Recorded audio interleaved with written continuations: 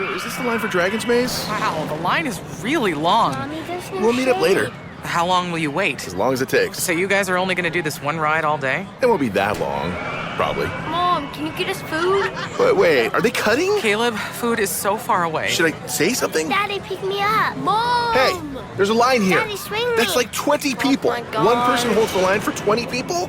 This is bull. Don't go there. Go on a real vacation. Go RVing. Learn more at GoRVing.com.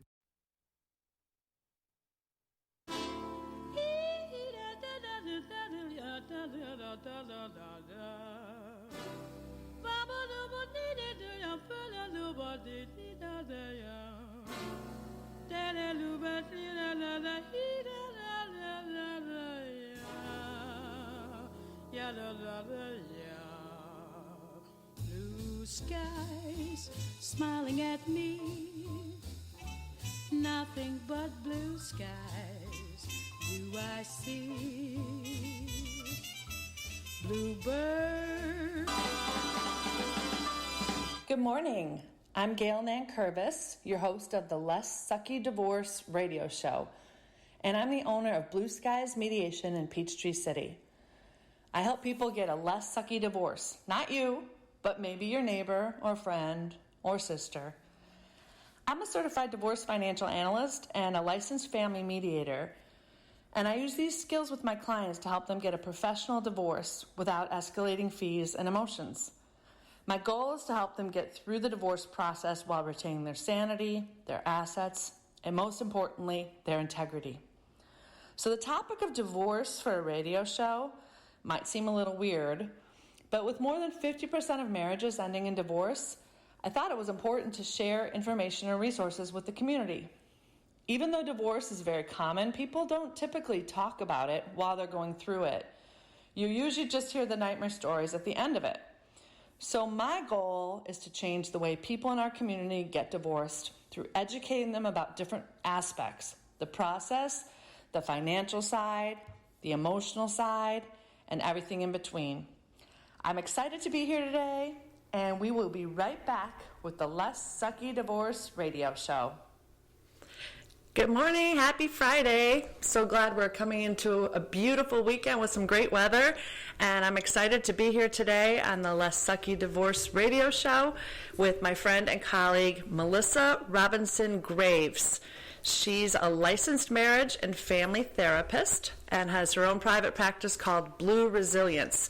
And in the past, we've talked about some of the legal parts of divorce. We've talked about some of the financial side of it. One of the most harrowing part about divorces is the emotional side, and that's where Melissa comes in and helps her clients get through that hard time. Hi, Melissa. Welcome. I'm so happy you're here today. Good morning. I'm happy to be here. Thank you for having me. So, to tell you a little bit about myself, I'm Melissa Robinson Graves, and my practice is Blue Resilience, and we focus on three main things: counseling for individuals.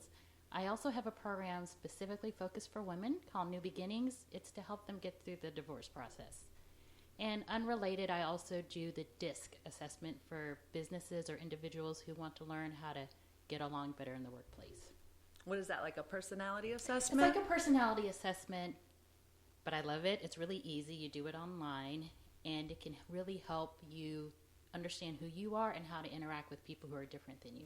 Why do you use that in business? Why wouldn't we use that in schools and in our households? Well, I think it can be useful everywhere. Where it was first developed was in the business community, and it can help you learn, like, say you're a person who's very emotional and you like relationships, but your boss is like numbers and facts. It teaches you and your boss how to kind of change who you are a little bit so that you don't have conflict and you get along better with each other. Does it work in any relationship? Absolutely. But people don't tend to, in their personal lives, want to do personality assessments. Right. You know, we look at things that kids are taught in school these days, and what are some of the main skills they probably need to have is building relationships like that, or how to get along with different personalities.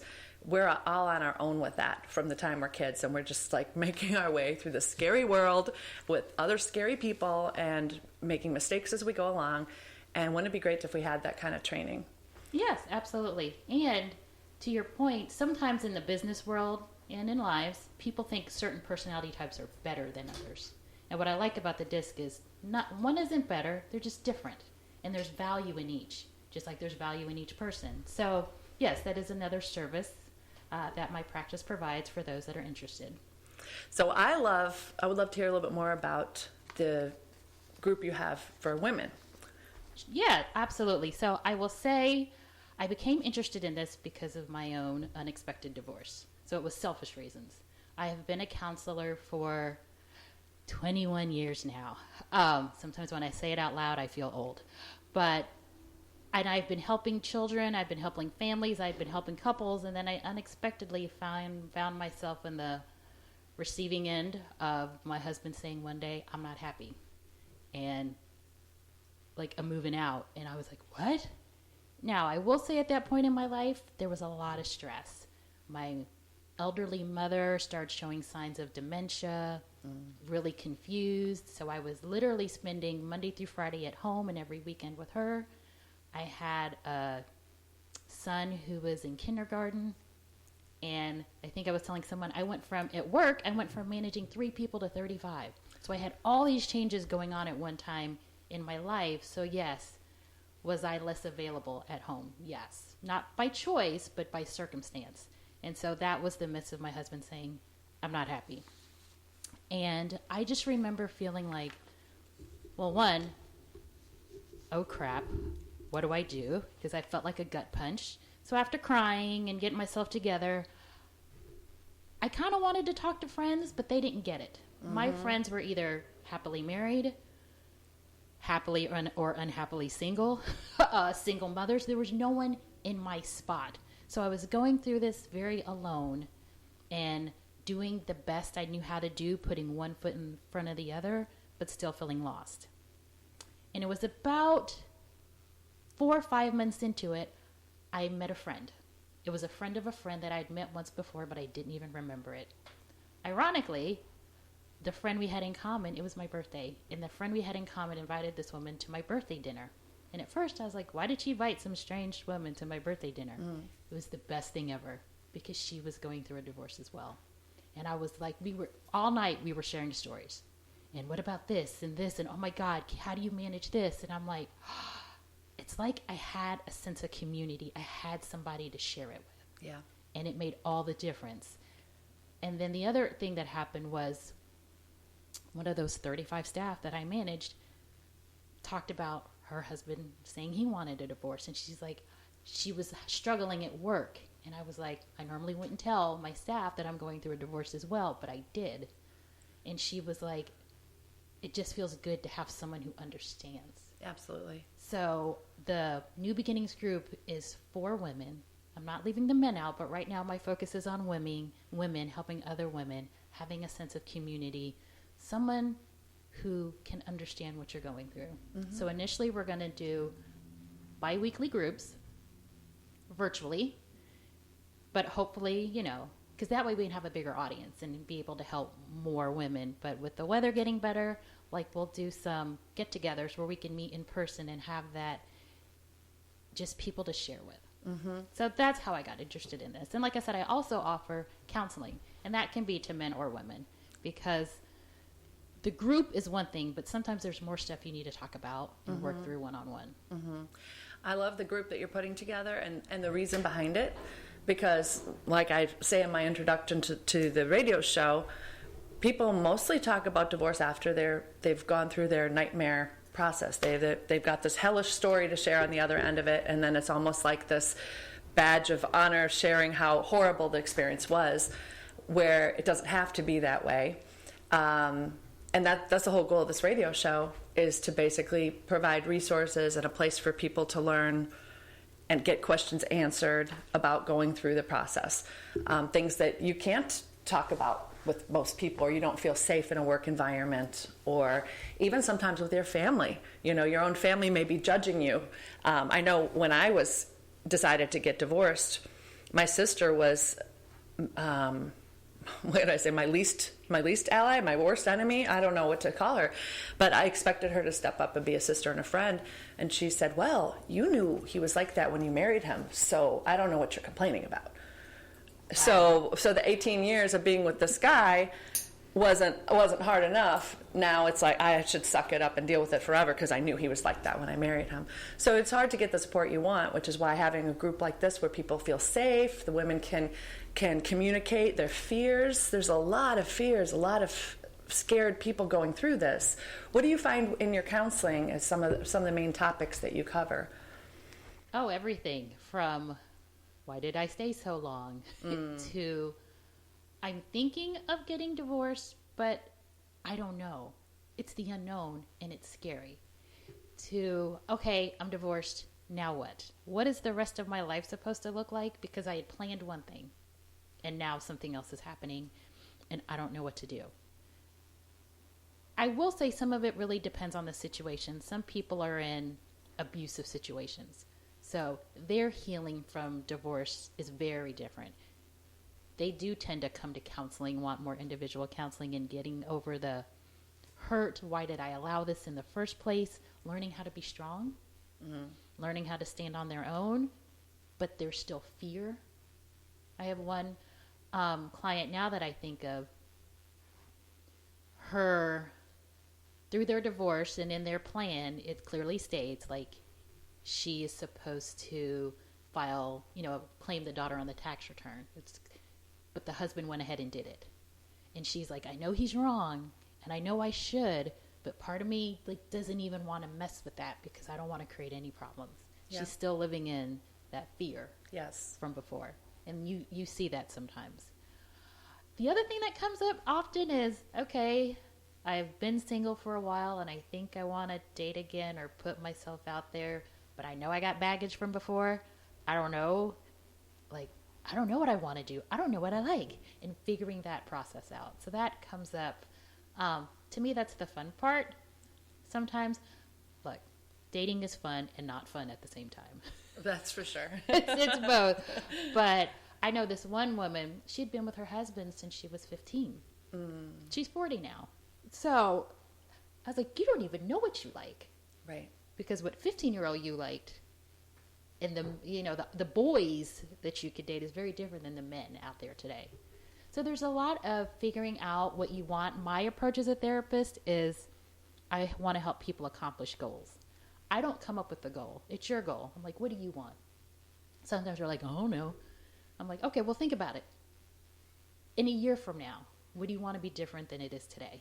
In 5 years from now, what are we working towards? And I always start with whatever the client tells me that they want. Sometimes I add in some stuff of my own. I'm like, okay, I know you didn't mention this, but I think we need to talk about this as well. And we just come up with our plan from there. I always say as a therapist, my job is to work myself out of a job. That is my goal. You don't need me. You're crushing life. You're feeling good. You're not feeling run by your emotions. You're not feeling run by anger. You're healed. Go be free. Mm-hmm. So people come in with a wide range of emotions. To speak on that for a second, emotions, feelings. Sometimes people look at that as a bad word. And feelings are fleeting. What I feel now, I might be angry. Someone gives me a flower, oh, I feel better, my mood's changed. Mm-hmm. But I always want people to focus on those feelings that keep returning, that are constant. So whether you're in the stage of you're still married and not just you're unhappy, but what is that feeling that keeps coming up? Are you feeling unappreciated? Are you feeling like you're enemies? Because I always say your spouse, you should be on the same team. We should be teammates here. Mm-hmm. I don't know if anyone's ever, played sports, but you work together towards the same goal. But sometimes I see in couples, it's like, you're enemies. You are not on the same team. That's when people need to evaluate, do I even want this? And if I do, why? And are both of us willing to work towards this? So there's a lot of, like I said, those feelings that keep coming up, pay attention to those. Mm-hmm. Write it down. If you have a smartphone, put it in your notes. Keep track of it. Mm-hmm. Because those are the things later at counseling that we definitely want to talk about.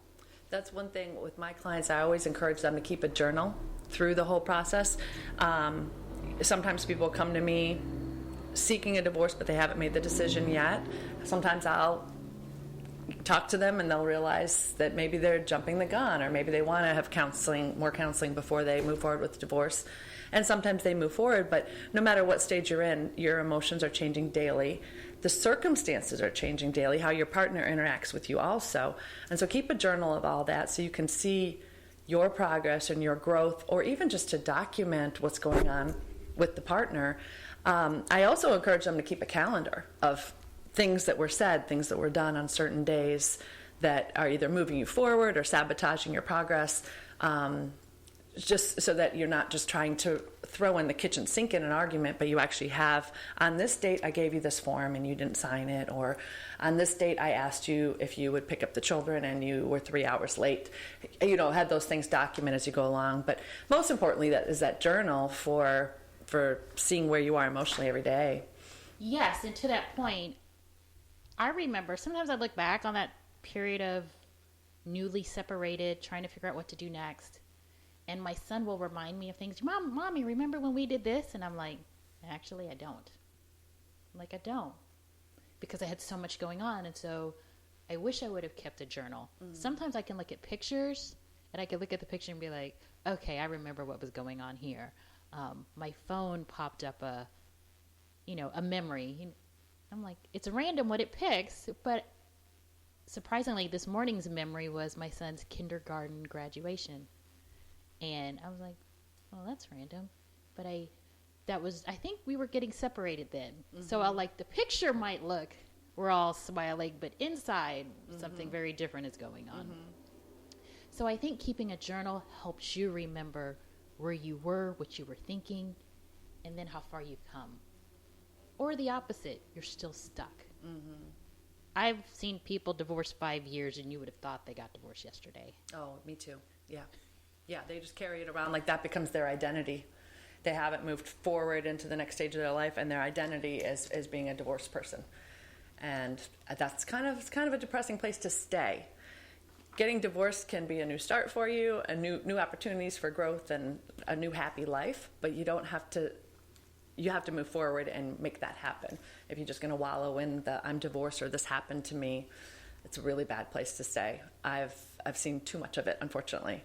I've also been invited out with women who are stuck in that mentality, and I don't like if I'm going out at night, I want to be seen as a whole person, not a divorced woman, right? It's a very different feeling of how you're projecting yourself, and I'm a whole person, not just that. Yeah, you're not a label, and I think some people, I've seen, like you said, I know sometimes when I tell people what I do, I remember telling a hairdresser, she's like, they're always, I have somebody that needs to talk to you. Yeah. I have a friend, my mother-in-law, my whoever. They're like, they really need to talk to you because they're still stuck. And I hate not moving and not changing. I will say this, let me put it out there. If you just want to complain about your life, then don't come to me. I am not the counselor for you. I will say that because I want to help people change and grow. I give you a couple weeks, a couple complaining sessions. I'm like, okay. But at some point, it's like, okay, but you said that last week, so what are you going to do different? And also, if it's always, well, let's take the client as a woman. He did this, and he did, can you believe he, and he, and he, and he? And I'm like, why do we keep talking about him? We can't change him. We can change you. Or why do you keep responding to him? Why do you? And then people don't like that. Every now and again, people get mad, and that's okay. I'm not here to be your friend. Yeah. I'm here to help you. But often people get stuck on the other person, and you can't do anything about that. So it's a waste of time and energy. Mm-hmm. But what can you do different? I had a client fire me once. They fire you by not showing up, right? They fire you, they just stop coming. But showed back up. It was like, okay, I'm ready now. I'm like, okay. And I'm like, whenever you're ready. So sometimes I will push. So I like to tell people if you want status quo and just complain, I am definitely not the person for you because I don't like woe is me.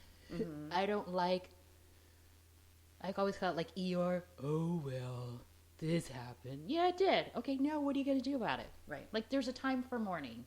There's a time to be sad. There's a time to be angry. There's a time for all of that. But you have the rest of your life in front of you. They don't control that. You do. Mm-hmm. So what are you going to do with it? So I just had to put that out there. Like, you know, like I am not for everybody. Right. I'm for a lot of people, but I'm not for everybody. Well, for people that, you know, don't want to make excuses anymore and want to move forward in their lives, there's a lot of people that don't want to actually confront their stuff.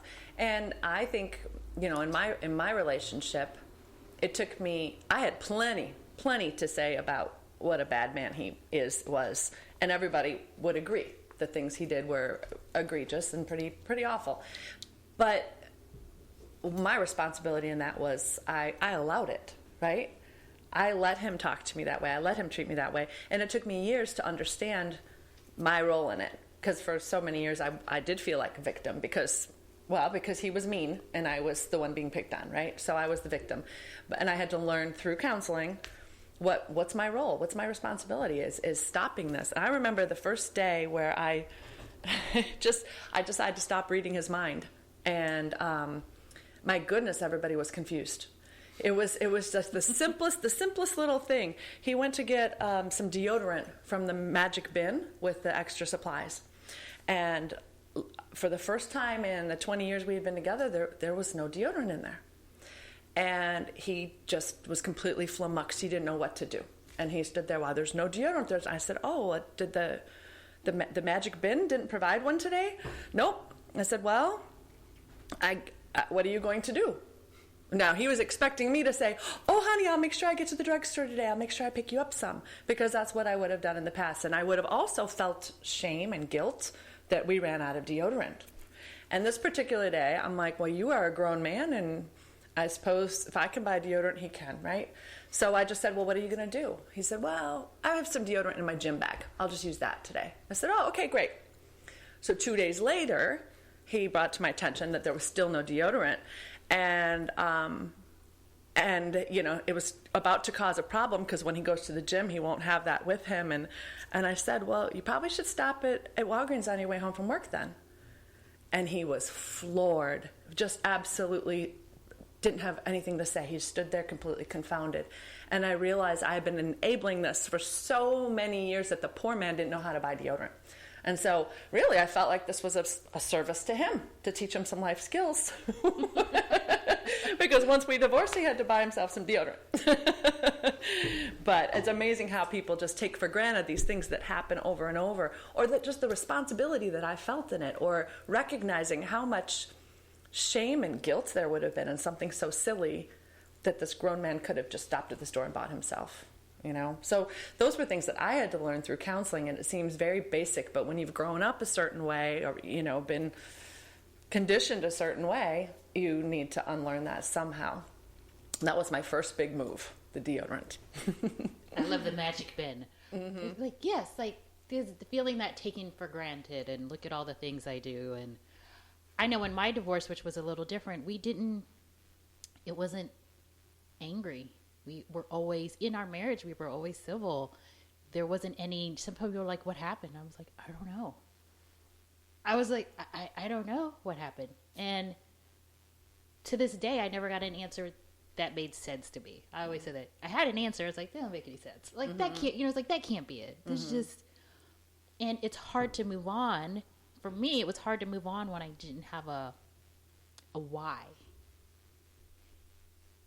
And what I had to do for myself was, well, regardless of him and his reasons for wanting to leave. Now, some things I did put 2 and 2 together later. I was like, okay, if I found out about this, you knew it was going to be a problem. So it's like, let's go before things blow up, which is fine. But I had to realize at some point I wanted a divorce for myself, that I had sacrificed a lot and I had put up with a lot. And being a good wife, you know, I grew up in the church till death do us part, you know, or, you know, maybe if he were, you know, if there was abuse or if there was adultery, like if these things happen maybe, but I'm like, outside of that, you don't get divorced. So even though I didn't like some stuff, you stick it out. And that's one thing I realized later. we had two very different ideas and examples of marriage and foundations with which these beliefs were grounded in. So that was part of what created the problem. But then, like I said, I had to get to the point where I didn't care about his reasons for wanting to leave. I had my own reasons because there were parts of Melissa that I had squashed, or parts of me that I just kind of, for the sake of marriage or for the sake of motherhood, for the sake of keeping everybody together. But I don't like this. I don't like that you do this. And I remember the freedom I felt one day. I was like, I don't care why he wants a divorce. I want a divorce. I want it for me. But then I also had to look at, what did I do that contributed to the marriage? Because there were things I did all along the way. Like, there were times I could have paid more attention. Like, I could have been more, what do you want? Like, what do you want? What do you want? But in so my dad died when I was 6. My mother remarried when I was 8. My stepdad died when I was 12. I only say that to say, after 12, my mom didn't date again. So I didn't see a lot of male-female interactions. So some things about how to be in a couple, I didn't know because I didn't see it. And I was too young before to really pay attention to certain things. So some things I didn't know. Like, a friend of mine, she was dating a guy. It was her second date. We were at a house party. She fixed him a plate. And I was like, you fix a man a plate? Like, it was just foreign to me. I was like, you do that? Okay.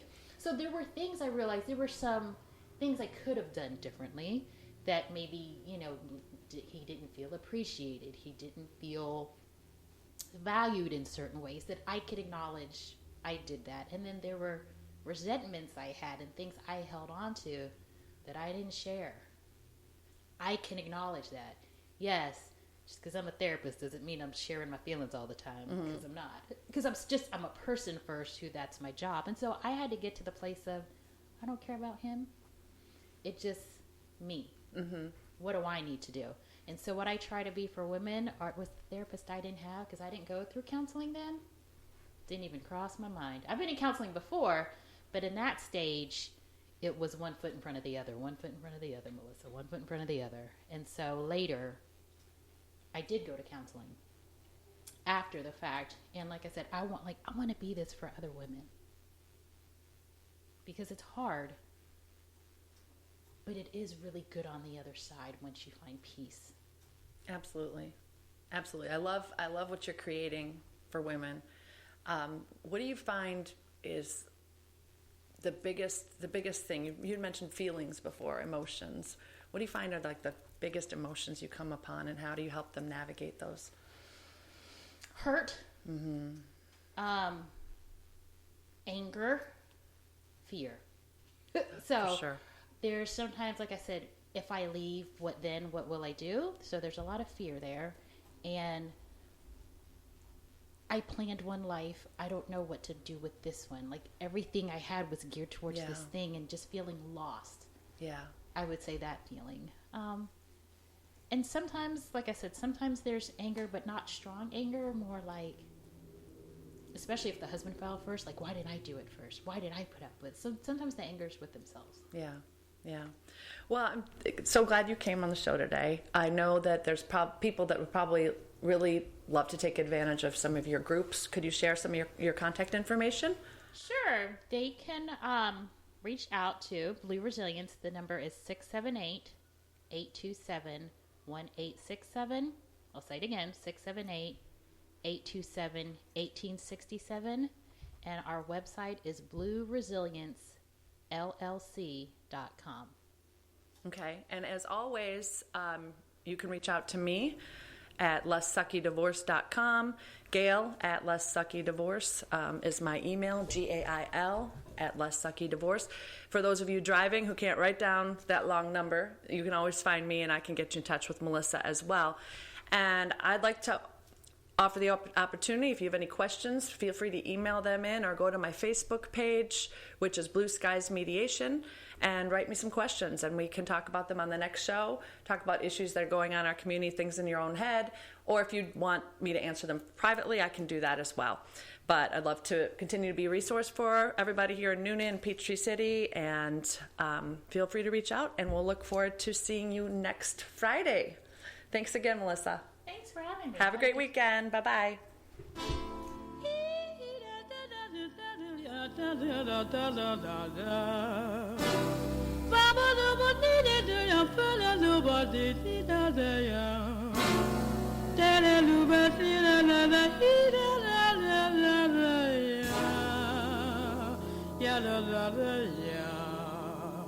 Blue skies smiling at me, nothing but blue skies do I see. Bluebirds singing a song, nothing but bluebirds all day long. Never saw the sun shining so bright, never saw things going so right. Noticing the days hurrying by, when you're in love, my how they fly. This episode of the Sustainable Drew and Jonathan Scott here to tell you that with the American Family Insurance Home Quote tool, you can easily design a customized policy for your dream home right from the comfort of your couch. And fun paint fact, there are over 150 shades of white, like Hello White, Fluffy Bunny, Eggshell. They get it. Explore the AmFam Home Quote tool at amfam.com/home to learn more about your policy coverage options. American Family Insurance. Insure carefully, dream fearlessly. American Family Mutual Insurance Company SI and its operating company, 6000 American Parkway, Madison, Wisconsin. Products not available in every state. At Kroger, fresh groceries are our thing, so we check your delivery order for freshness at every step from farm to store and pick and pack every veggie in your free pickup order with care, because we treat your food the way we'd want ours to be treated. We're fresh every day, so shop anyway. Kroger, fresh for everyone. Free pickup on orders of $35 or more. Restrictions may apply. And right now, you can save when you shop your faves. Just buy 6 or more participating sale items and save 50 cents each with your card. Kroger, fresh for everyone.